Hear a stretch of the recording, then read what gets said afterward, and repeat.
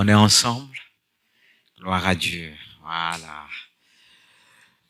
Tout à l'heure, quelqu'un a prié en disant que je prie que personne puisse s'endormir. Je pense que cette prière a été efficace. Que Dieu puisse exaucer cette prière. Mais ça dépend de vous, ça dépend de chacun de nous. Moi, je risque pas de dormir parce que c'est moi qui parle. Et si je parle, c'est impossible de dormir en parlant. Gloire à Dieu. Mais je souhaite que personne puisse dormir ce matin. On est sorti du lit. C'est pas pour venir dormir, mais pour entendre la parole de Dieu. Mais je veux dire avant cela un grand merci à l'équipe d'accueil, un grand merci à votre pasteur et son épouse, même s'ils sont pas là. Je leur dis un grand merci. Et je vous délègue de leur dire de notre part, on va pas se représenter. On était venu la dernière fois, c'était en service de baptême, avec mon épouse et mes 3 enfants. Je pense que vous vous rappelez de nous, voilà, parce que ça date pas longtemps qu'on était là et vraiment que Dieu puisse nous bénir encore ce matin, nous accorder sa grâce, sa bénédiction, comme nous l'avons déjà reçu par les chants. Et les chants préparent notre cœur et je crois que votre cœur a été préparé dans la présence par l'aide du Saint-Esprit. Est-ce qu'on peut se mettre encore debout, encore ensemble pour remercier le Seigneur? On a déjà prié, mais le dire tout simplement merci. Merci pour ce repas qui nourrit notre âme, notre esprit, tout notre être entier. Seigneur, nous te remercions pour ta grâce infinie, pour tout ce que tu vas faire encore ce matin, pour la plénitude de ton Saint-Esprit, ton Esprit Saint qui est présent, ton Esprit Saint qui nous restaure, ton Esprit Saint qui nous guérit. Père, nous voulons te lever. Oui, nous voulons te dire, oui, viens. Viens Jésus. Nous avons tellement besoin de toi. Nous avons tant besoin de toi. Glorifie ton nom ce matin. Seigneur, celui que nous voulons entendre, c'est toi. Celui que nous voulons élever, c'est toi. Seigneur, prends le contrôle ce matin de ce lieu. Prends le contrôle de nos cœurs. Prends le contrôle de notre esprit, de tout notre être entier. Glorifie ton nom ce matin et que ton peuple puisse te dire Amen. Que ton peuple puisse recevoir pleinement ta parole. Ô Dieu de grâce, cette parole que tu as préparée d'avance, tu veux écrire en nous, alors écris. Vous pouvez reprendre place. Comme quelqu'un a dit, les paroles s'envolent, mais les écrits restent. Et le Seigneur veut écrire pleinement dans ton cœur, ma sœur, mon frère, jeune homme, jeune fille. Dieu veut écrire encore. Justement, il va écrire à travers ce thème qu'il a mis dans mon cœur, comment se préparer pour l'enlèvement. Il n'y a qu'un amen, à moins que vous ne voulez pas partir, vous ne voulez pas être enlevé, sinon je pars. C'est le but de tout prédicateur, tout ministère, c'est de préparer l'Église pour ce festin, pour ce beau jour. Et Dieu veut qu'on prépare l'Église, que l'Église se prépare à l'enlèvement. Car nous savons tout ce qu'il est dit. Il y a beaucoup d'appelés et peu, malheureusement. Ça ne veut pas dire qu'il n'y a pas de place là-haut, mais est-ce qu'on sera tous prêts? D'où la préparation. On doit se préparer, mon frère. Tu es d'accord avec moi? Si on ne se prépare pas, on va rester. Moi, en tout cas, je ne veux pas rester, c'est pourquoi je prépare. En même temps, je prépare l'Église et je me prépare. Et je prépare pas simplement l'Église là où Dieu m'a appelé, parce qu'il nous a appelés aussi à véhiculer son message, à préparer celle-ci, à le recevoir pleinement. Amen. Et on va voir ensemble comment se préparer, parce que si je dois vous poser la question comment se préparer, il y aura plusieurs réponses. Mais celle qui importe, c'est celle de la parole de Dieu.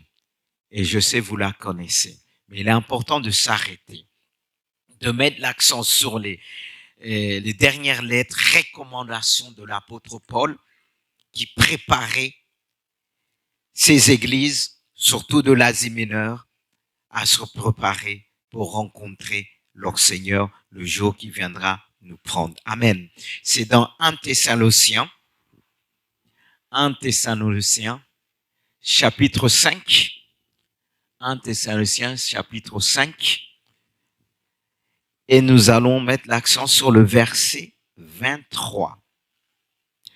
Que le Dieu de paix vous sanctifie. Que le Dieu de paix vous sanctifie lui-même tout entier et que tout votre être, esprit, l'âme et le corps soient conservés irréprochables lors de l'avènement de notre Seigneur Jésus-Christ. Je reprends. Que le Dieu de paix vous sanctifie lui-même tout entier et que tout votre être, esprit, l'âme et le corps soient conservés irréprochables lors de l'avènement de notre Seigneur Jésus-Christ. Amen. Et celui qui nous prépare, c'est l'Esprit de Christ lui-même qui nous prépare pour sa venue lorsqu'il reviendra prendre chacun de nous. Amen. Mais il est important de savoir, comme nous l'avons lu, comment se préparer. Et voilà comment se préparer. J'ai énuméré ces 3 points tirés de ce passage, tirés de cette lettre d'épître de Thessaloniciens, qui nous dit la première chose, comment nous devons nous préparer, c'est de réaliser que je dois préparer mon esprit. Préparer son esprit, qu'il soit conservé, irrépréhensible.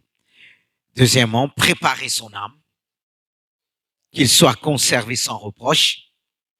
Troisièmement, préparer son corps, qu'il soit gardé sans reproche. C'est-à-dire la sanctification de l'esprit, la sanctification de l'âme, la sanctification du corps, car il est dit, sans la sanctification, nul ne verra le Seigneur. Et nous savons tous que nous sommes faits, l'homme est fait et composé de 3 parties. Esprit, l'âme et le corps. Souvent, nous parlons que de l'esprit. Dieu connaît mon cœur. Dieu connaît mon esprit. Et si je suis sanctifié d'esprit, ça suffit. Ça ne suffit pas. Il faut la sanctification, je répète, de l'esprit, de l'âme et du corps, bien-aimé. Et préparer son esprit, qu'il soit conservé et irrépréhensible. Se préparer pour l'enlèvement, c'est conserver son esprit devant toutes sortes de souillures. Comment je conserve mon esprit? Comment tu prépares ton esprit? Comment tu te conserves? Est-ce que tu veilles sur ton esprit? Mais comment veiller sur son esprit? C'est une bonne question. Si je veux être enlevé, je dois être sanctifié. Car la sanctification veut dire mise à l'écart, mise à part. Et Dieu nous a mis à part. Et je dois veiller sur tout ce qui peut souiller mon esprit. Conserver mon esprit devant toutes sortes de souillures. En effet, les souillures de l'esprit, en premier, c'est l'idolâtrie. Toutes les mauvaises croyances que nous pouvons avoir dans notre esprit. Et tu connais ton problème. Si dans ton esprit, tu as du mal à faire la part des choses, tu es idolâtre, certaines choses dans tes pensées qui t'empêchent d'aller loin, cela risque de te bloquer. Cela risque de te retenir sur la terre, bien-aimée de Dieu. Et l'idolâtrie, comme je l'ai noté, c'est toutes les mauvaises croyances. Ça peut être aussi à ce que tu crois, par exemple, la timidité. Le fait que tu crois que tu es timide. Tu crois que tu es incapable. Tu as du mal à croire aux promesses de Dieu. Tu crois que tu es nul. Et toutes ces choses ont été enfouies dans ton esprit. Car plusieurs se disent, mais je suis nul. En force de le prononcer chaque jour, de dire je suis timide, mais on ne se rend pas compte. Le fait de dire, de croire à ta timidité, ça peut aussi te bloquer. Ça peut aussi te limiter. N'est-ce pas qu'il est dit que Dieu nous a pas donné un esprit de timidité, mais au contraire, son esprit nous remplit de quoi? De force, d'amour et de sagesse. Et chaque fois que tu te lèves, tu commences à prononcer, à croire que tu es timide, à croire que tu es nul. Et ça devient comme une idolâtrie. Et plusieurs aujourd'hui, quand on les entend, comme une fois, à une époque, j'ai eu un stagiaire, je lui ai demandé de raconter son parcours, il dit, mais désolé, je suis timide. J'ai dit, quoi? Toi, pasteur, tu dis que tu es timide, qu'est-ce que tu vas prêcher aux autres? Ils vont croire à leur timidité. Qu'est-ce qu'on doit dire aux autres? C'est de les encourager, les préparer. Car le diable sème cet esprit de timidité pour nous bloquer, pour nous limiter. Et le fait d'être timide, on va se cacher derrière quelque chose qui va nous bloquer, nous empêcher d'avancer. C'est ainsi que Paul va dire à Timothée, ranime la flamme du don de Dieu que tu as reçu. Car Dieu ne nous a pas donné un esprit de peur, un esprit de timidité, mais l'esprit de Dieu est un esprit de force. Il te donne la force de résister. Il donne la force à ton esprit. Et tu dois nourrir ton esprit par la parole de Dieu, car il est dit, toute écriture est inspirée de Dieu et utile pour nous enseigner, pour nous corriger, pour nous convaincre, pour nous instruire dans la justice, afin que l'homme ou la femme de Dieu soit propre à toutes bonnes œuvres. Car si tu ne te laisses pas régénérer dans ton esprit, tu demeures dans cette timidité, ça risque de pousser à croire au mensonge de Satan. Et Dieu est là pour te délivrer. Dieu est là pour te sanctifier. Comme il est dit, c'est le Dieu de paix qui nous sanctifie. Et nous devons rechercher pleinement la sanctification dans notre esprit, dans notre cœur, pour marcher selon Dieu. Et Dieu veut te faire grâce, car tu n'es pas inférieur ni supérieur. Tu dois t'élever avec l'Esprit de Dieu et croire qu'il agit. Et il y a ceux aussi qui ont mis tout leur idolâtrie dans l'argent, la cupidité. Et on entend souvent, même dans l'église, ceux qui disent, sans l'argent, on ne peut rien faire. Ah bon? C'est ce que la Bible nous dit. C'est sans Dieu, on ne peut rien faire. L'argent est un moyen. Mais si ton cœur est souillé, ton esprit, tu vas mal gérer. Car l'argent entre les mains d'un trafiquant devient l'argent d'un trafiquant, mais quelqu'un qui bénit devient une source de bénédiction. Et si ton esprit a été sanctifié, tu vas pouvoir faire bon usage. Et tu vas arrêter de dire, sans l'argent, tu ne peux rien faire. C'est sans Jésus-Christ, on ne peut rien faire. À lui l'or et l'argent. Tout lui appartient. Mais cela ne s'arrête pas là, parce que tu pourras dire, ah, pasteur, ça va. Mais l'enlèvement, pour être enlevé, il faut aussi se préparer émotionnellement. Car il est dit, c'est le Dieu de paix qui nous sanctifie notre être tout entier. Esprit, âme et corps. Pour le but, pour l'enlèvement de Jésus. Lorsqu'il sera venu pour nous enlever. Pour sa gloire. Préparer son âme, qu'il soit conservé sans reproche. Tu dois préparer ton âme. Mais comment préparer son âme? Comment préparer son âme pour l'enlèvement? C'est protéger son âme pleinement. Car les souillures de l'âme, c'est tous nos mauvais sentiments, en particulier l'amertume, ça peut être la jalousie, voilà, le manque de pardon. Tout ça peut nous bloquer, nous garder sur la terre. On ne peut pas dire qu'on va être enlevé en tant que chrétien avec toutes sortes d'amertume. C'est pour ça que beaucoup vont rester. Hein? Et les paresseux aussi. Il n'y a pas que l'amertume. Il y a beaucoup de choses qui peuvent nous retenir sur la terre. La jalousie.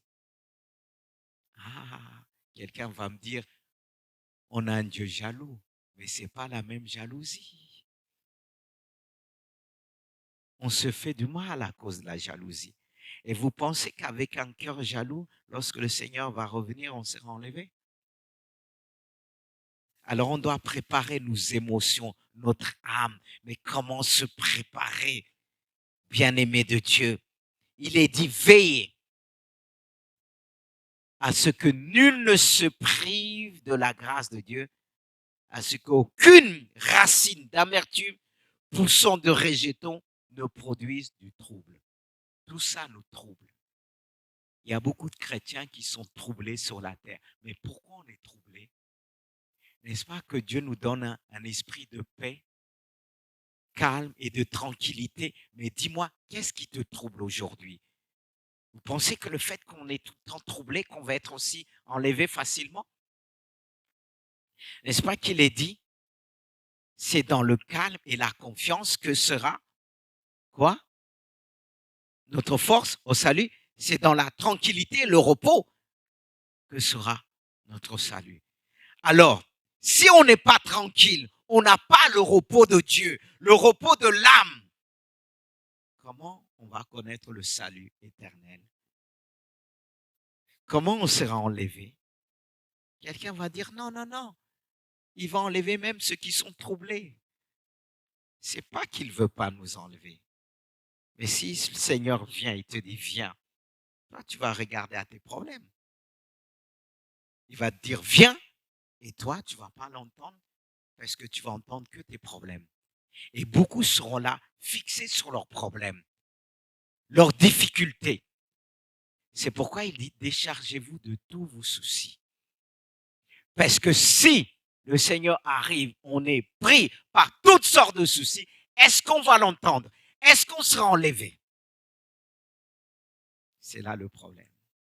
Peut-être vous allez dire, ah, le message est trop dur. Non, non, non, non. C'est la réalité. Il nous parle de la sanctification de l'âme. Vu que notre âme fait partie de nous, il n'y a pas que l'esprit. Il y a l'âme, il y a le corps. Alors si mon âme est chargée, quand tu es chargé, tu portes quelque chose, est-ce qu'on peut venir te porter, tu es rempli de charges? Est-ce qu'on pourra tout soulever facilement? Est-ce que tu pourras tout soulever dans les airs? Parce que lorsqu'il va venir, il va nous attendre dans les airs.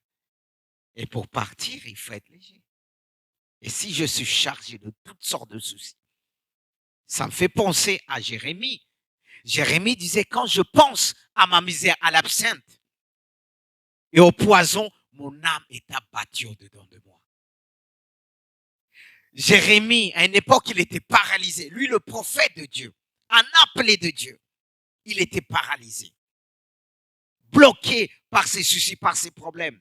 Et à un moment donné, il s'est dit, voici ce que je veux repasser dans mon cœur, dans mon âme, ce qui me donnera de l'espérance, ce que les bontés de l'Éternel ne sont pas, et ses compassions à leur terme. C'est ce qui lui a redonné la force. Mais si Jérémie était resté focalisé en disant sur ma misère, sur ses problèmes, est-ce qu'il aurait été restauré et prêt à affronter les problèmes et annoncer la parole de Dieu? Est-ce qu'il aurait pu le faire? Aujourd'hui, il y a plusieurs parmi nous ont du mal à faire l'œuvre de Dieu à cause de leur âme, leurs sentiments. Semblable à Jérémie. Ils pensent à leurs problèmes continuellement et Dieu te dit, décharge-toi sur moi, décharge-toi. Mais toi, tu dis, non, on m'a fait ceci, et tu énumères. Oh, ça me fait penser à ce chant qui dit, combien même le ciel bleu viendra assombrir ton cœur au lieu de baisser ta tête, compte les bienfaits de Dieu. Et Jérémie a compté les bienfaits de Dieu en disant, les bontés de Dieu ne sont pas à leur terme, ne sont pas épuisées. Compte les bontés de Dieu, compte tout ce qu'il a fait pour toi dans ta vie. Commence à énumérer. Le mal n'aura pas sa place. Le diable, ce qu'il voudra faire toujours, nous ramener vers les choses mauvaises qu'on a vécues. Regarde, on t'a fait ceci, on t'a fait. Et qu'est-ce qui vient dans ton cœur? Parfois, c'est l'amertume. Et ça t'empêche de lever la tête. Et Jérémie a vécu des moments difficiles en Israël, persécuté à cause de la parole de Dieu. À cause de la parole de Dieu, on est persécuté parce que le diable veut nous garder sur la terre, nous entraîner avec lui. Il ne va pas simplement agir spirituellement dans ton esprit, mais il va utiliser tes blessures passées. Il va te ramener pour te tenir. Et beaucoup de chrétiens sont tenus aujourd'hui. Et il y a de plus en plus de chrétiens en psychiatrie. Pourquoi? Ils sont chargés. Et il y en a qui disent c'est normal. Tout le monde passe par là. Non. Il faut refuser. Dieu nous donne le remède pour guérir notre âme, pour restaurer notre âme. Mais pourquoi aujourd'hui, de plus en plus, les chrétiens sont touchés dans leur âme? Et de plus en plus, les serviteurs, on a du travail. Parce que beaucoup ont délaissé la parole. Mais cette parole, elle doit occuper ton âme, tes pensées, si tu veux être guéri. Tu as besoin de cette grâce de Dieu. Tu as besoin de lui dire, Seigneur, sanctifie mon âme. Sanctifie mon âme par ta parole. Sanctifie-moi. J'ai besoin de ton esprit. J'ai besoin de toi. Aide-moi, Seigneur. Et le Seigneur est là pour t'aider. Car tout cela influence notre caractère, nos relations, nos comportements. C'est vrai. Qu'est-ce qui fait des problèmes dans l'Église? C'est plus l'âme. Hein? La chair, qui n'est pas morte. Qu'est-ce qui crée les jalousies, les difficultés dans les couples? Mais pourtant, on est chrétien.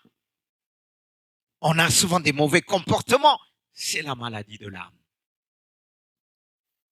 Est-ce qu'il n'y a pas de solution? Si, il est dit, le Dieu de paix. Il apporte la paix.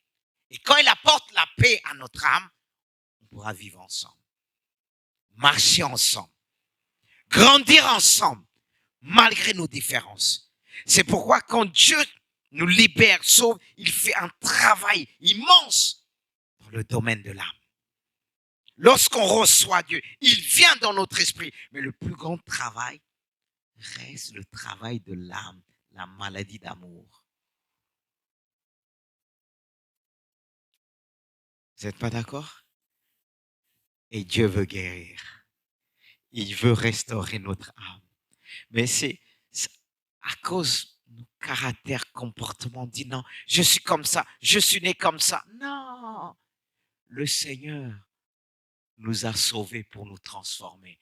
Parce que son amour nous transforme. Tu ne dois pas dire, je suis comme ça, je vais rester comme ça.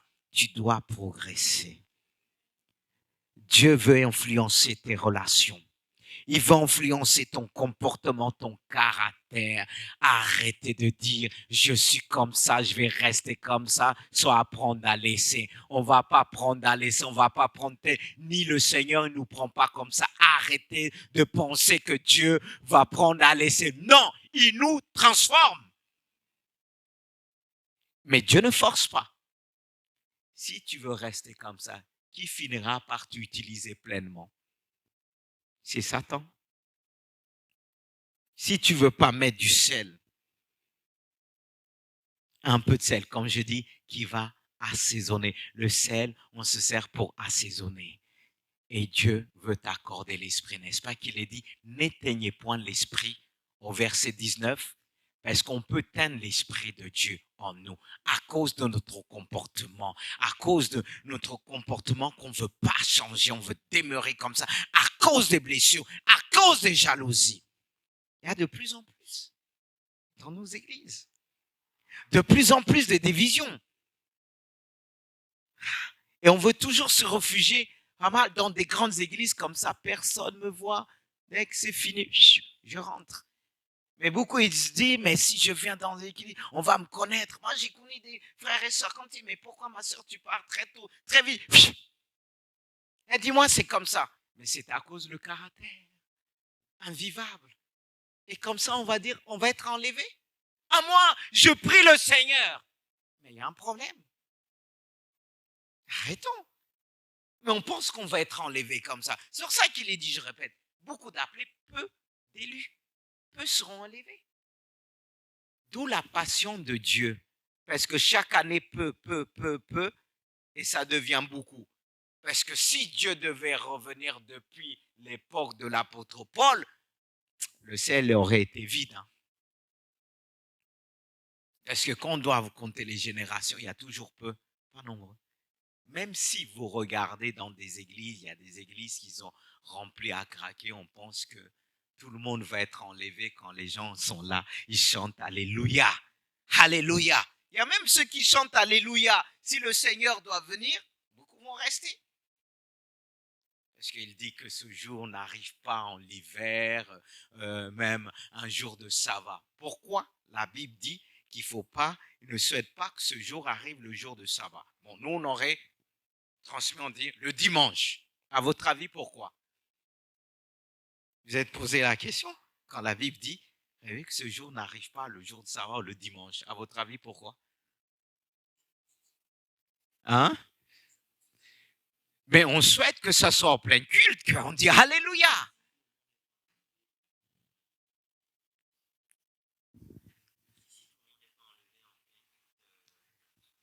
La honte. Mais la honte. Imagine, on chante, après on se rend compte, 2 personnes est parties, on va se regarder comme ça. Hey, mais on a chanté quand même, pourquoi on est resté? Imagine le prédicateur prêche. Il n'est pas parti, on risque de le sauter dessus. Mais c'est pour ça qu'il est dit, ne souhaitez pas que ça vienne le jour de ça, parce que ça va être la confusion. On va dire, mais toi là qui jeûnais, toi là qui priais, il y aura des surprises. Hein? Eh oui, on lit la Bible très vite, on ne s'interroge pas parce que alors, si ça arrive le jour, c'est là qu'on va devenir fou. On dit, mais Seigneur, on a chanté, on a crié, comment ça se fait? C'est pour ça qu'il faut prendre compte de l'âme. Mais pas simplement l'âme, mais avant d'arriver à cela, comme lire ce passage, Philippiens 4, 8, ce qu'il faut faire, il dit, au reste, frère, que tout ce qui est vrai, tout ce qui est honorable, tout ce qui est juste, tout ce qui est pur, tout ce qui est aimable, tout ce qui mérite l'approbation, ce qui est vertueux et digne de louange soit l'objet de, on pense, c'est pour ça que la Bible dit, veille sur ton cœur au-dessus de tout, car c'est d'elle vient la source de la vie. On doit veiller sur nos pensées. Le problème, nos pensées, c'est un combat de tous les jours. Mais comment veiller sur ses pensées? C'est remplacer ses pensées par les pensées de Dieu. Et pour avoir les pensées de Dieu, c'est au quotidien, c'est se tourner vers Dieu dans la prière et la parole de Dieu. Mais est-ce que beaucoup le font aujourd'hui? Parce que pour beaucoup, pourquoi leurs pensées sont infectées? Parce que la première chose, quand ils se lèvent le matin, donne-moi le portable, tu as mon portable là? Et la première chose, il y en a qui doivent à côté, qui m'a appelé? Est-ce que j'ai un message, il reste? Alors, il se peut que la personne qui t'a laissé un message salé, et toi, tu vas déprimer toute la journée. Parce que toute ta journée dépend de ce que tu regardes en premier le matin. C'est bien le portable, mais à cause du portable, beaucoup vont rester.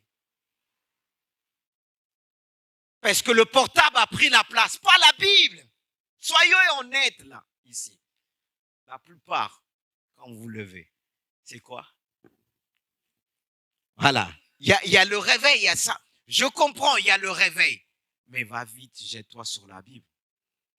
Parce que si tu regardes, il y en a qui regardent, c'est commandé, faire les commandes déjà le matin.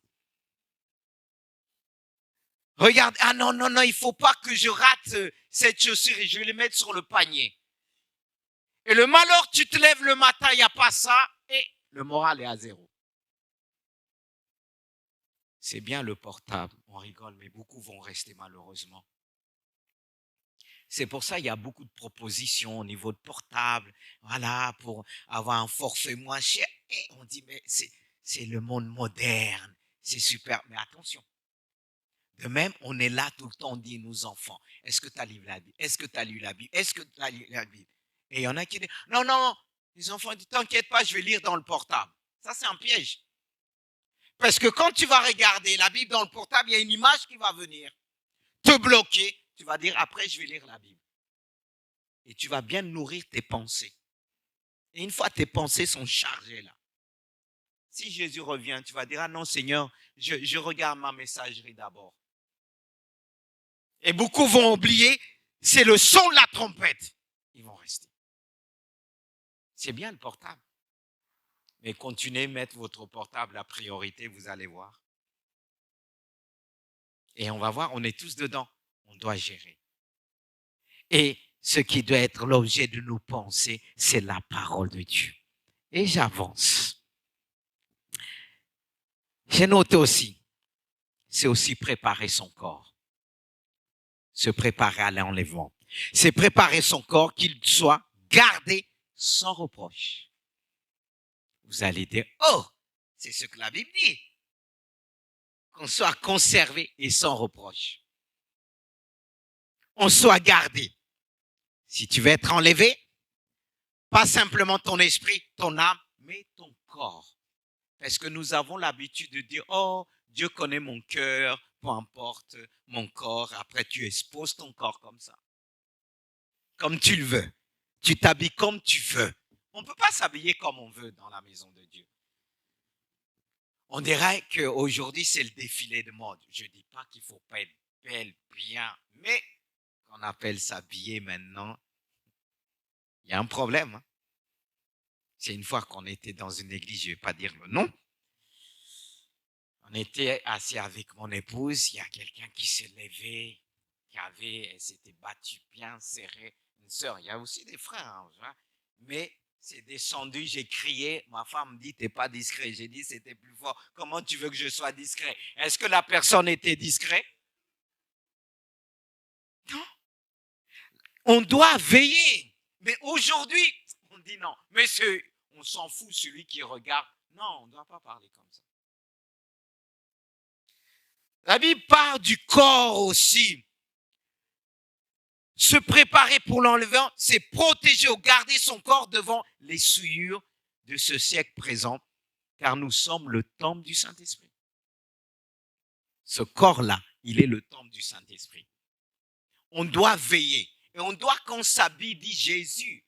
Je suis l'épouse. Est-ce que je suis bien habillé? Est-ce que ça te plaît, Jésus? Est-ce qu'on le fait? Oh, vous êtes avec moi? On dit non, non, c'est pour moi. Si je m'habille, c'est pour moi. C'est pour Jésus en premier. N'est-ce pas, c'est lui ton époux? Si l'époux n'aime pas, tu vas mettre quand même? Tu vas dire, tiens, je m'en fous. Mais qu'est-ce qu'on fait deux fois? Oh Jésus, combien de fois on t'a fait subir des choses? Le corps, la Bible nous dit dans Romains 12, je vous exhorte donc, frères, par les compassions de Dieu, à offrir vos corps comme un sacrifice vivant. Un sacrifice vivant, quand on l'offre, ça doit plaire à la personne qu'on donne comme un sacrifice vivant. Il dit, saint, agréable à Dieu. Saint. Tu dois offrir ton corps saint à Dieu. Il doit être agréable à Dieu. Il doit appartenir à Dieu en premier, au Saint-Esprit. C'est valable pour les gars, c'est valable pour les filles, tout ça, parce que quand on est à Dieu, on ne s'appartient pas. Notre corps ne nous appartient pas. Et on va dire, Seigneur, tu as mon esprit, tu as mon âme, tu as mon cœur, mais sinon, je fais ce que je veux. Je mets ce que je veux. Tu es loin d'être enlevé là. Si tu raisonnes comme ça, le diable va t'applaudir et tu vas croire que c'est Dieu qui t'applaudit. Il va dire, continue comme ça. T'es belle, t'es beau mon frère. Mais non, mais je vais aller plus loin. Les souillures de corps, c'est tout ce qui détruit le corps. Et quand ton corps est détruit, sache aussi, ton âme va être touchée. Ton esprit va être touché. Car ce qui détruit le corps aussi, c'est l'impudicité. Car il y a des comportements qui influencent notre vie sur le plan corporel. L'impudicité, comme je pourrais dire la masturbation ou l'utilisation de la pornographie.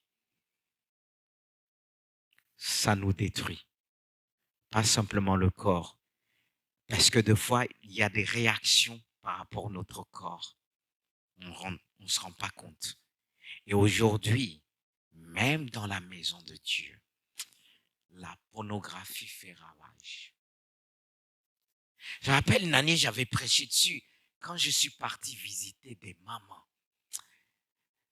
Je leur disais dans le message, ceux qui regardent la pornographie trompent. Vous voyez, il y a une époque, j'étais en train de faire la délivrance à une jeune femme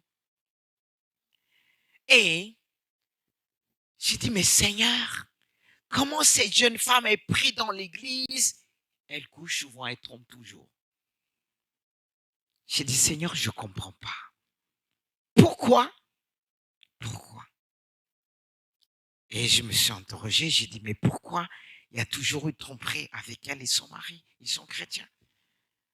Et quand j'ai prié Dieu, Dieu m'a parlé de le père de la fille qui était chrétien, qui regardait déjà le porno. On ouvre des portes à l'impudicité. Et beaucoup de parents ont ouvert des portes à l'impudicité. Et ça peut toucher les enfants. Et quand j'ai dit à cette femme, je comprends, mais est-ce que je l'ai posé la question sur son père, elle m'a dit, parce qu'elle avait trompé son mari, mais son mari avait mis dans le temps le porno, il fallait regarder. Et elle n'arrivait pas, on avait essayé la délivrance. Impossible. Et il y a encore un autre aussi. Pendant que je priais pour une personne, et cette personne me disait que sa fille, elle est lesbienne, elle ne comprenne pas pourquoi. Et quand je priais pour elle, elle avait avoué certaines choses, mais comme on était nombreux, j'ai écrit sur une feuille, j'ai dit, mais ça, tu ne l'as pas confessé. Elle m'a dit oui, parce qu'elle-même, elle était tombée dedans avant. Vous voyez, nous, les chrétiens, on cache beaucoup de choses. Je voulais dire même, pas tout ça, vous nous fatiguez. Parce que deux fois, quand te dit quelqu'un, j'ai mal, la personne te dit, t'as mal. Elle a mal, mais elle te dit au bras, mais c'est pas au bras, c'est à la jambe. Tu vois? C'est le contraire. Tu es sûr, et quand Dieu nous révèle parfois les choses, la personne dit non, mais heureusement, Dieu est puissant. Dieu nous révèle les choses. Et les gens disent, t'es sûr, il n'y a pas ça? Non. La Bible dit même, les menteurs n'hériteront pas le royaume des cieux. Il faut être vrai. Certes, on ne va pas exposer. Moi, j'aime pas exposer, même quand il y a des livrants, j'éteins tout de suite. Quand la caméra qui filme, je veux pas les spectacles. Mais Dieu agit. Dieu révèle les choses.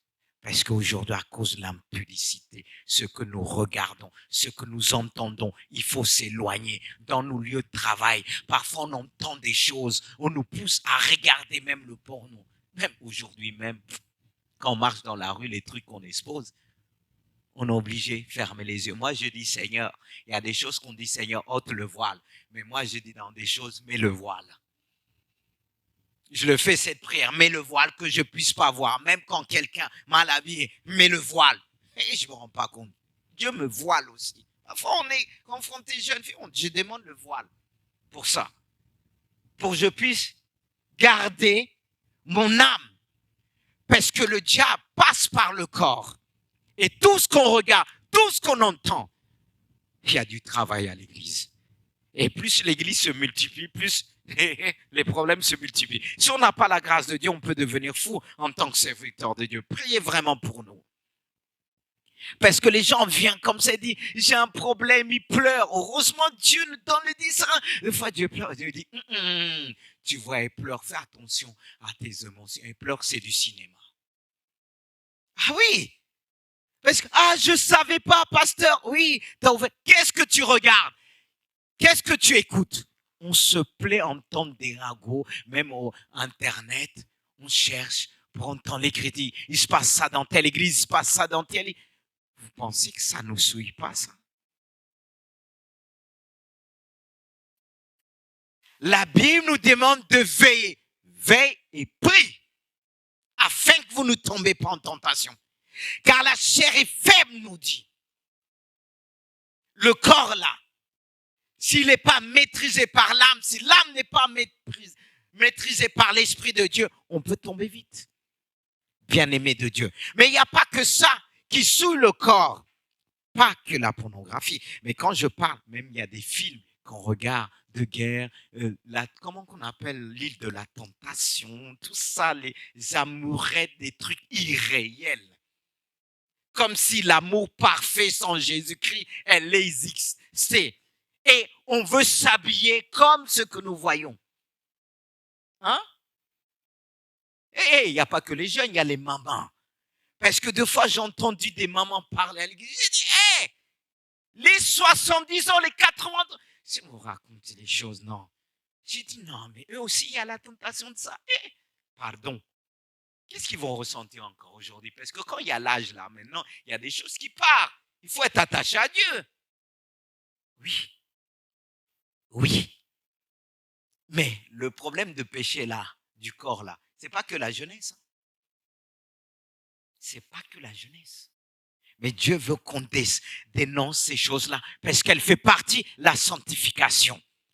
Mais la sanctification du corps ne s'arrête pas. Il y a les addictions des substances, l'utilisation des substances qui contrôlent notre vie, les drogues, cigarettes, les médicaments abusifs, surtout cigarettes. Il y a des chrétiens. On a des chrétiens qui fument, qui disent c'est pas écrit dans la Bible. Mais attends, ça c'est la folie. Non simplement il justifie. Ça n'a pas besoin d'être écrit dans la Bible, dans le paquet cigarette, il est marqué quoi? Fumez-tu? Mais quand j'ai dit une fois dans l'assemblée, il y a un chrétien qui est parti, il n'est plus revenu. Parce que je dis, tu es un assassin, tu te tues. Ce qu'ils font, c'est marqué bien clair, fumer, ça tue. Et toi, parce que tu voulais prendre un tomber comme ça, c'est la mort longue. Ça prend le temps de te tuer. Tu sais, il y a des morts là qui prennent le temps de tuer. Ça, c'est encore plus dangereux. Et lui, il est sorti, il a pris sa cigarette, je sais pas quoi, électronique là qu'on appelle. Il dit, oui, pasteur, tu vois, j'ai même pas pris le temps de dire, c'est un chrétien même qui l'a bien répondu. Parce qu'il disait, c'est pas écrit. Or, ça tue. Et je disais une fois, ce qui est grave, des mamans enceintes, ils fument. Mais l'enfant dans le ventre. Et après, quand l'enfant sort, il dit, quand on arrête, il dit, je comprends pas. Mon enfant, il fume. Oh, j'ai pas fumé quand il est venu. Mais l'enfant était présent déjà là. Et toi, tu l'as bien fait fumer.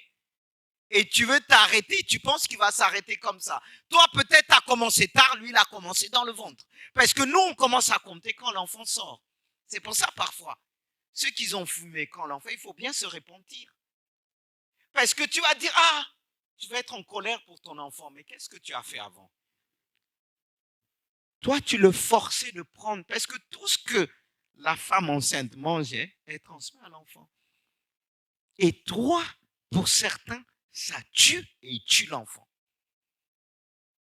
Comment il faut les appeler? Des donneurs de vie.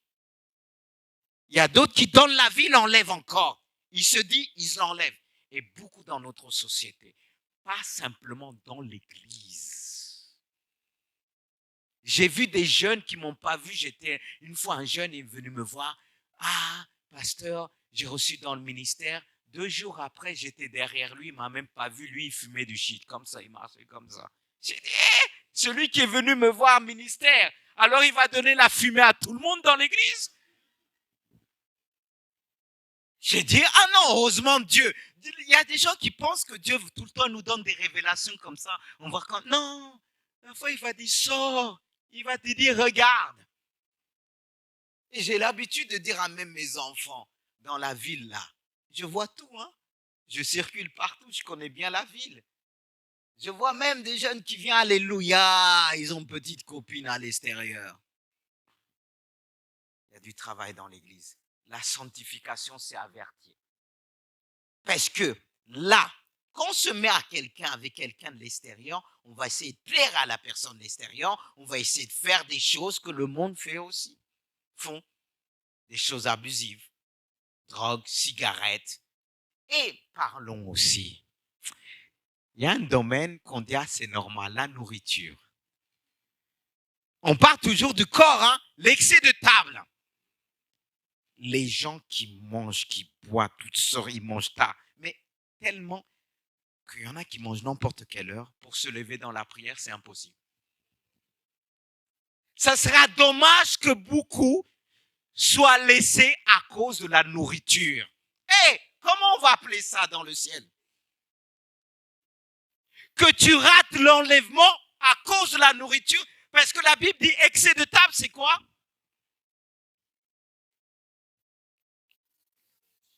C'est un péché. Ah, ça, il ne faut pas dire. Ah, non, ça, on ne le prêche pas. Mais pourquoi pas le prêcher?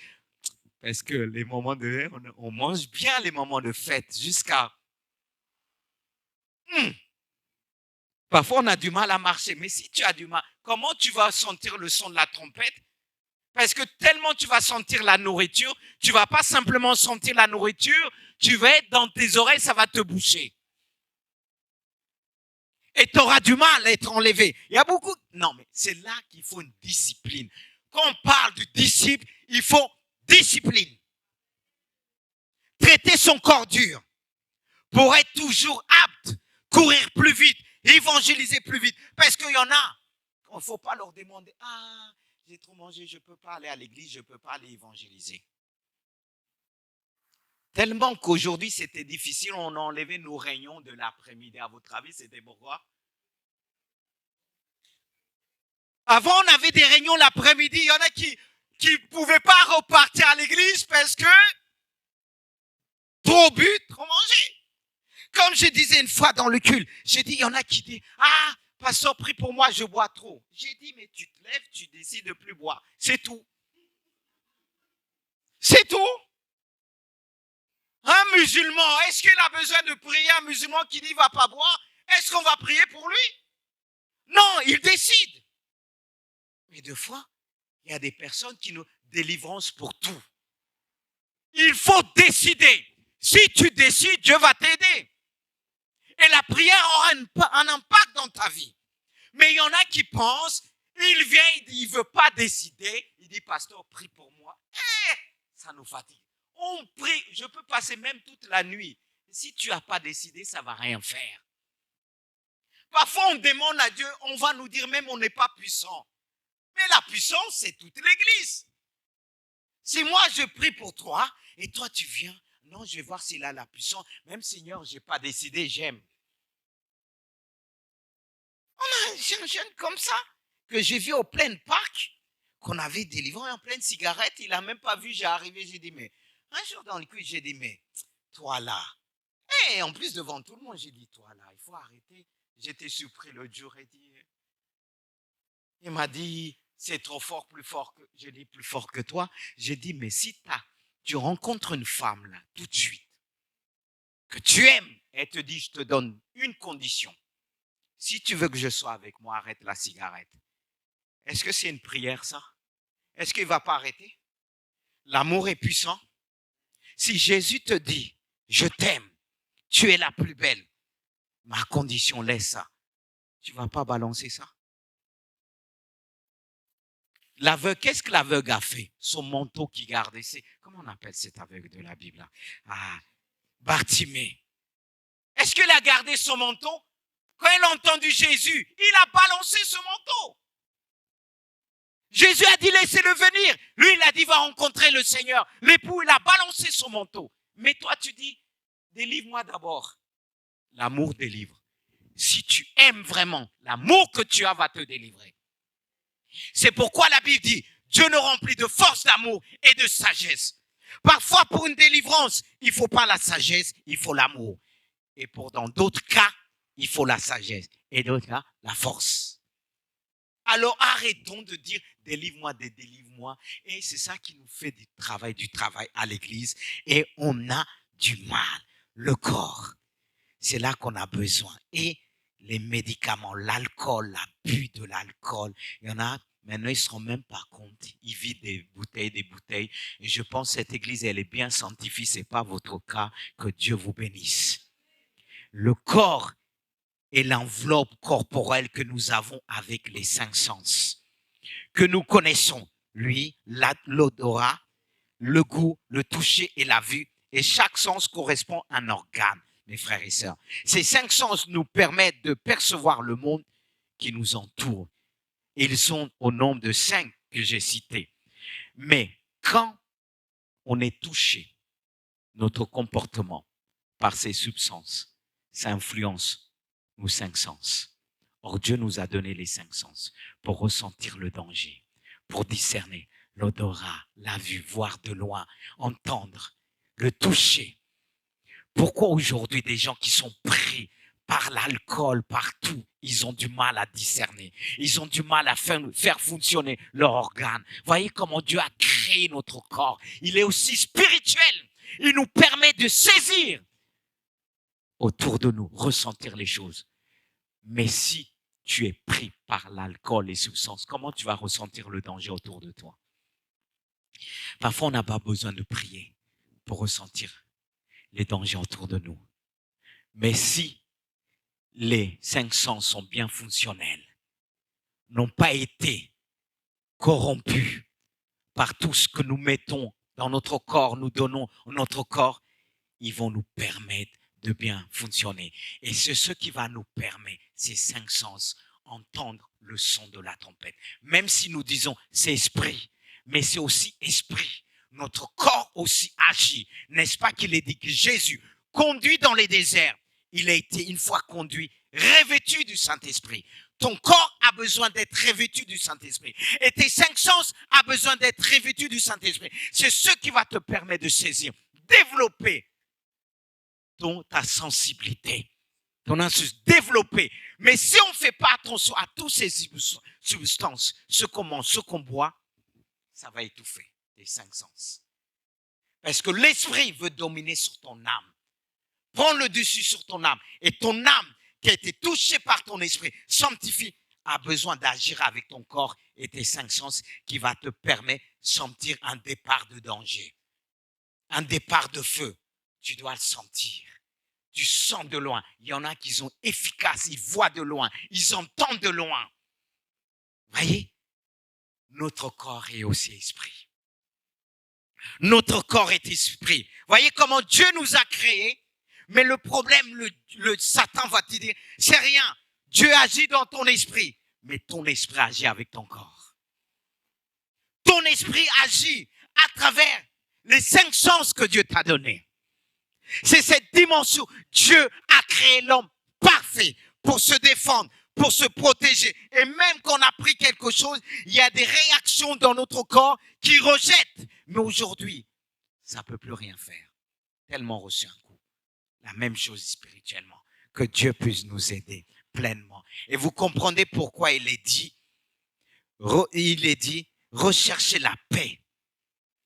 C'est-à-dire la tranquillité de l'âme, de l'esprit et du corps avec tous et la sanctification sans laquelle personne ne verra le Seigneur.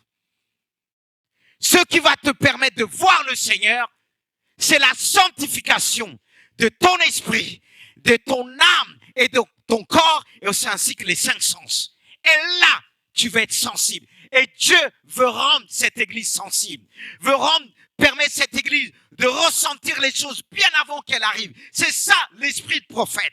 Il ressent les choses. Tout est fonctionnel en lui. Son esprit, son âme, son corps et tous ses 5 sens. Il ressent, il voit de loin, il entend de loin, bien avant que le danger arrive. Que Dieu puisse t'équiper, à condition telle sec. Est-ce qu'on peut se mettre debout? Le dire, Seigneur, ce que je désire, sanctifie-moi par ta parole. Lève les mains vers le ciel et demande toute la grâce de Dieu, que Dieu puisse t'accorder la sanctification. Ne dis pas que tu es timide, ne dis pas que c'est plus fort que moi. Rien n'est plus fort que nous. Par le Seigneur Jésus-Christ, il nous a donné un esprit de force, un esprit de sagesse. Et tu peux dire encore ce matin, Je suis fort en lui. Il veut te remplir. Il y a quelque chose que tu dois abandonner. Tu sais ce que tu dois abandonner. Tu sais ce qui t'empêche. On n'a pas besoin de prier pour toi. Décide devant Dieu. Décide. Commence à décider. Et une fois que tu décides, là tu pourras dire, maintenant je veux qu'on prie pour moi, pour fermer les portes, afin qu'il ne revienne plus en toi, pour te tenter. Oh Seigneur Jésus, tu connais les cœurs. Tu agis pleinement par la puissance de ton Saint-Esprit. Pendant que le piano va jouer, calmement. Et c'est ce qui va pénétrer. Ça va pénétrer dans ton esprit. Comme le prophète, je ne sais plus si c'est Élisée ou Élie. Il disait à l'autre de jouer là. Plus qu'il jouait, plus ça le rendait sensible à l'Esprit de Dieu, à l'écoute de Dieu. Alléluia. Oh Jésus. Alléluia. Ma sœur, toi, c'est pas la pornographie, c'est pas ça. Il y a des feuilletons que tu aimes bien et que tu as fait passer en premier dans ta vie. Et quand il n'y a pas ces feuilletons, écoute-moi bien, tu n'es pas bien. Oh. Je serais tenté de dire, viens, que Dieu puisse te libérer totalement. Mais je me demande, est-ce que tu as cette force d'affronter le regard? Mais on ne te regarde pas, les têtes sont baissées. Celui qui te regarde, c'est son problème. Ou bien si on te regarde plutôt, je dirais, prie pour elle. Mais Dieu part à une sœur ici. Par tes feuilletons là, quand tu ne les vois pas une journée, tu n'es pas bien. C'est comme une drogue. Dieu veut te délivrer. Je suis convaincu, ne laisse pas cette occasion. Il y a des situations que Jésus a dit, viens, viens. Et je te dis, viens, ne regarde pas. Personne, si quelqu'un te juge, c'est avec Dieu, il aura des problèmes. Mais Dieu veut te délivrer. Dieu veut délivrer une sœur. Parce que tu dis, ah non, non, non. Les gens me respectent, si c'est moi, je m'approche, on va rigoler, on va me juger. T'inquiète pas, ne t'occupe pas. Dieu veut agir. Alléluia. Je t'attends, Dieu veut agir pleinement. Tu as déjà décidé. Mais l'union fait la force. De fois, on a besoin de la prière de l'Église parce que ça a tellement marqué. Si c'est cette année que tu venais de faire ça, mais ça date depuis plusieurs années, comme Jésus disait, ça fait combien de temps tu es malade? Jésus demandait cela parce qu'il y avait une raison. Vous savez qu'on vient d'être malade, vite fait, on a encore la force de prendre l'autorité sur la maladie. Mais quand la maladie dure, elle prend notre âme, elle prend notre esprit, elle prend tout notre être entier et la délivrance devient difficile. Et pour toi, c'est difficile. Alors approche-toi. Alléluia. Oh Saint-Esprit. Alléluia. Et pour quelqu'un encore, c'est une sœur. Il y a des choses que tu ne comprends pas. C'est dans ton lieu de travail. Tu te dis, mais pourquoi c'est pas moi? Pourquoi cette jalousie? Elle vient dans mon cœur. J'arrive pas à la chasser. Mais Dieu te donne l'occasion aujourd'hui. Dieu te donne l'occasion. Il y a même, peut-être, ce que je vais citer, ça va vous emmener à venir d'un coup, comme ça on ne va pas dire qui appartient. Il y a même des choses que tu regardes dans ton portable. Ça te bloque. Tu ne ressens plus rien. Et approchez-vous, mettez-vous là. Est-ce qu'il y a d'autres?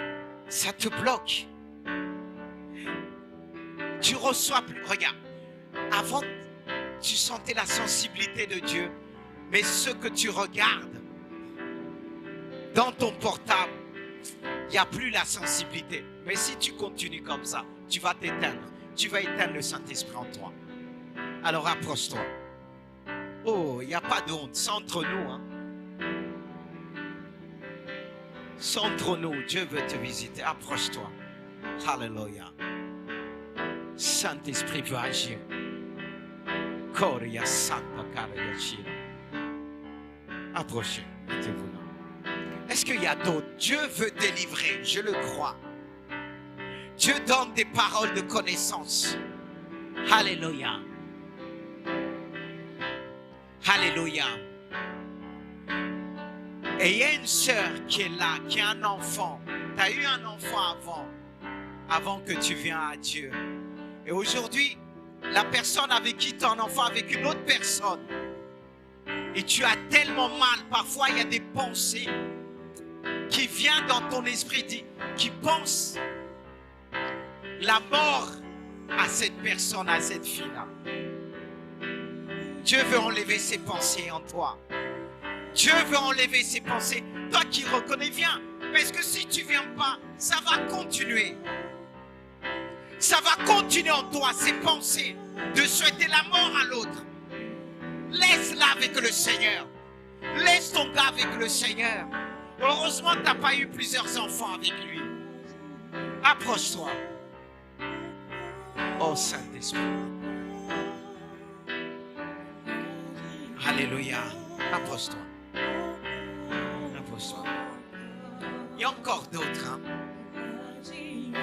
Oh Seigneur. Le Seigneur veut parler. Il y a aussi une sœur. Parce que je n'ai pas dit sœur, j'ai dit frère. Ce que tu regardes, même la pornographie, et que tu ne dors pas la nuit, et tu sens comme il y a une présence qui vient, parce que tu as ouvert une porte. Approche-toi, Dieu veut te délivrer. Vous savez, Dieu veut sanctifier cette église.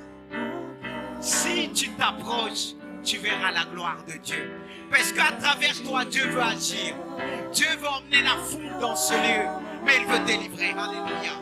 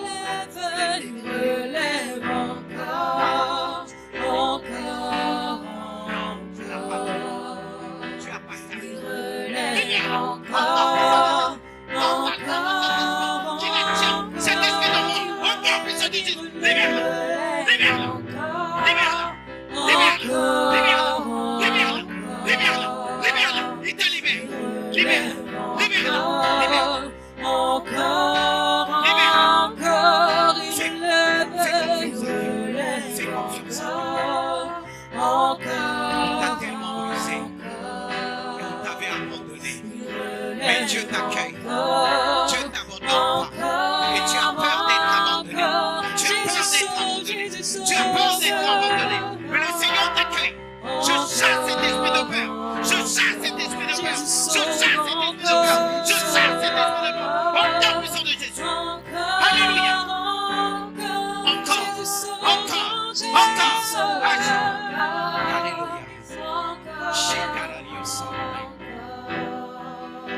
Jésus sauve encore, encore, encore, il guérit, Cette boule va partir, la délivrance totale. Saint-Esprit, Saint-Esprit, Saint-Esprit. Oh Seigneur, tu veux l'utiliser, mais tu connais ce qui est caché. Tu vois comment il t'aime, tu aimes Dieu, tu aimes Dieu. Et il y a des choses que tu n'avais pas comprises. Mais parce que le Seigneur veut que tu décides, que tu ne regardes plus à cela. Tes sentiments sont focalisés dessus. Et tu as été blessé par tes sentiments. Guéris ces sentiments. Guéris-la. Guéris-la. Guéris-la. Guéris-la. Guéris cette blessure. Ferme cette blessure. Oh Seigneur, le temps de se mettre c'est difficile. Mais il te donne la force. Il te donne la force. Oh Seigneur, je te prie pour ta séance. Tu vois, il veut faire des choses pour toi. Mais tu vois ce qui bloque. Tu les libères. Au nom puissant de Jésus. Il console encore, encore, il console encore, encore. Je ne sais pas, peut-être c'est pas ça, mais je vais le dire. On peut se tromper. Tu as été blessé par tes sentiments. Tu n'as pas été blessé dans tes sentiments. Tu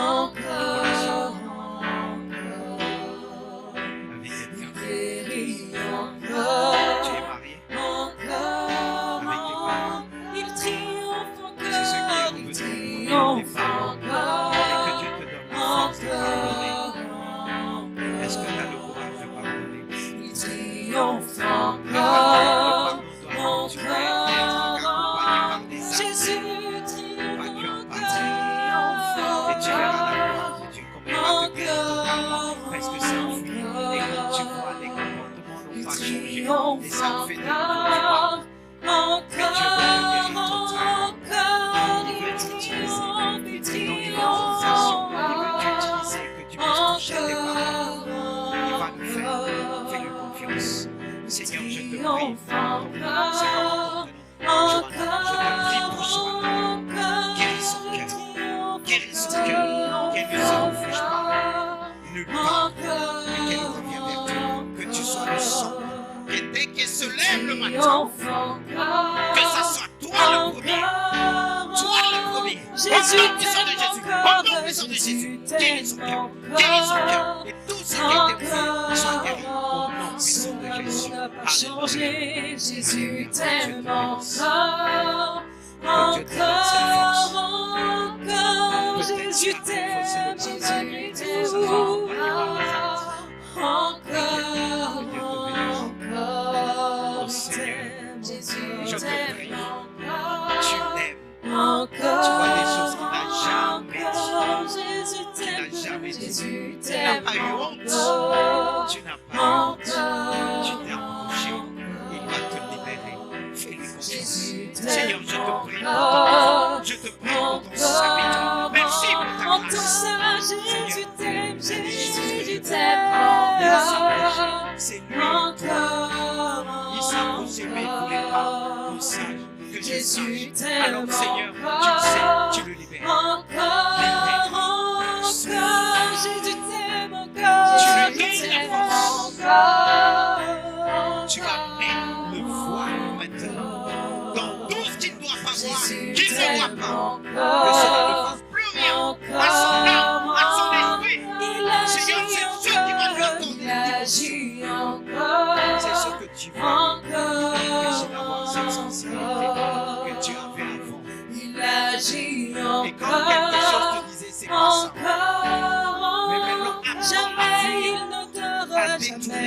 regard. C'est par ton regard que les choses sont rentrées, ont été bloquées. Au nom puissant de Jésus, tu le libères par la puissance de ton Saint-Esprit. Alléluia. Seigneur, je te prie, ô Saint-Esprit, tu guéris. Oh Jésus, il t'aime, mais il y a un lien qui l'empêche de grandir. Je brise ce lien, je brise ce lien, je brise ce lien, et que les portes soient fermées, que les portes se ferment, que les portes se ferment, que les portes se ferment. Au nom de Jésus. Jésus sauve encore, Jésus sauve encore. Mets ta joie dans son cœur. Enlève cet esprit de Jésus sauve enlève cela. Enlève cela. Enlève cela. Mets ton amour. Jésus sauve Au nom puissant de Jésus. Tu mets ton amour. Mets ton amour. Mets ton amour. Mets ton amour. Mets ton amour. Au nom puissant, il te dit encore. Jésus sauve Il encore. sauve encore. Ne gâche plus rien, Jésus Jésus. vit encore. Jésus Ne vit gâche plus rien. encore. Parfois on dit tu Et vois. par sa vie, j'ai la victoire. Dis au Jésus serviteur que Dieu a mis. encore. Les choses que tu disais, si je dis, Jésus règne je vais avoir honte, on va me Jésus juger. règne On ne te dit pas encore. de dire à tout le monde, Encore. mais dis-le au serviteur. Parce qu'il y a des choses que tu as lâchées, Jésus mais Dieu règne veut t'emmener à te confesser. Parce que dit ça en confessant du cœur, de la bouche qu'on parvient au salut, qui veut dire délivrance, qui veut dire libération. Et Dieu veut agir pleinement. Parle au serviteur que Dieu a mis là. Parce que regarde, tu disais rien, mais maintenant tu es bloqué. Des choses viennent dans ton esprit. Je ne dis pas que tu le fais maintenant, mais c'est des choses que tu as fait avant qui reviennent en force. Des images et tu te sens faible. Est-ce que c'est pas ça? Jésus t'aime encore. Encore. Jésus t'aime encore. Encore. C'est l'amour qui triomphe de tout.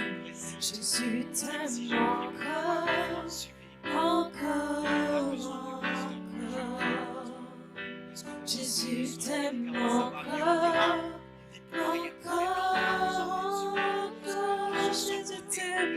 Jésus t'aime encore.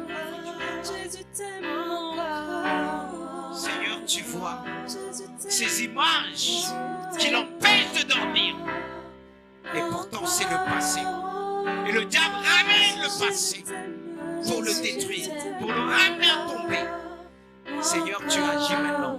Mais la délivrance, elle sera totale lorsque le serviteur que tu as mis en place dans ce lieu, dans ton église, puisse agir pleinement. Et il va le suivre. N'hésite pas. Tu t'appelles comment? John. Tu es de cette église. Mais continue à venir. C'est dans cet hôpital que Dieu va te guérir totalement. Ok? Je vais soigner. Le temps des miracles, le temps des miracles n'est pas passé. Il est le même hier, aujourd'hui, éternellement. Le temps des miracles n'est pas passé. Il est le même hier, il est le même hier, aujourd'hui, éternellement. Le temps des miracles n'est pas passé. Il est le même hier, aujourd'hui, éternellement. Amen. Je veux dire juste quelque chose avant de remettre tout entre leurs mains. Vous savez, la délivrance. Parfois, quand on s'approche, on voit les gens, paf, paf, on dit, ah, ils sont délivrés. La délivrance, elle est progressive. Comme j'ai dit au jeune homme qui s'est approché, il est important ce que Dieu m'a révélé, mais qu'il s'approche du médecin de la maison. Parce que quand on va voir un médecin, il nous prescrit des choses. Et parfois, quand on se sent bien, on pense que tout est parti. Mais il faut un suivi. Il faut que la chose soit ôtée totalement. Et celui qui va le faire, c'est le pasteur que Dieu a mis en place. Moi, j'ai quelque part, comme on dit, initié, vraiment qu'on a besoin de plusieurs médecins. Mais il y a des médecins qui vont accompagner jusqu'au bout. Et moi, je ne peux pas le faire parce que je suis de passage. Je contribue. Et comme j'ai dit au jeune homme, ce qu'il a eu, les images, Dieu m'a montré, il y a des images du passé qui revient pour le refaire tomber. J'ai dit, bon, Dieu agit là. Il va se sentir bien quand il va sortir. Super. Mais tout n'est pas... Peut-être c'est parti. Mais celui qui va se rassurer que tout est parti, c'est le médecin que Dieu a mis dans la maison. Alors, parce qu'on pense qu'on va dans des églises, les gens tombent. Ah, on va dire, c'est délivré. C'est qu'un début là. C'est un début. Mais il faut suivre l'âme, le corps. Parce que comme je disais au départ, Jésus, lui, demandait combien de temps que tu es malade. Il y avait une raison pourquoi Jésus demandait ça. Parce que quand tu viens d'être malade, tu crois vite fait que ça va partir. Mais quand ça fait des années, tu commences à vivre avec. Tu organises ta vie en fonction. Et cette maladie devient ton affaire. Mais quand tu viens d'être malade, c'est vite fait. On voit, la foi, elle agit tout de suite. Mais quand ça fait longtemps, il y a plus du travail. D'où un travail progressif. Alors ne regardez pas qu'on va dans les pas. On dit, sur le coup, on dit délivrance. La véritable délivrance, ça se fait au fur et à mesure dans le monde. Gloire à Dieu. C'est ce que je voulais dire.